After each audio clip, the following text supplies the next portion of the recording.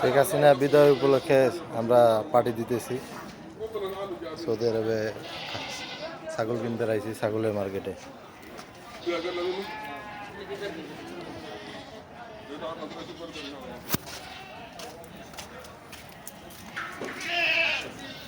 ভাই ব্রাদার সবাই খুশি, বাংলাদেশের হিন্দি সবাই মিলে আমরা পার্টি করতেছি এনে সৌদি আরবে।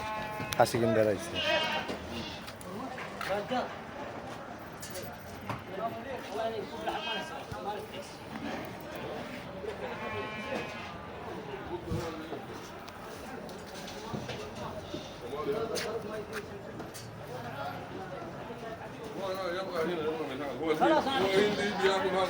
সবাই আনন্দিত।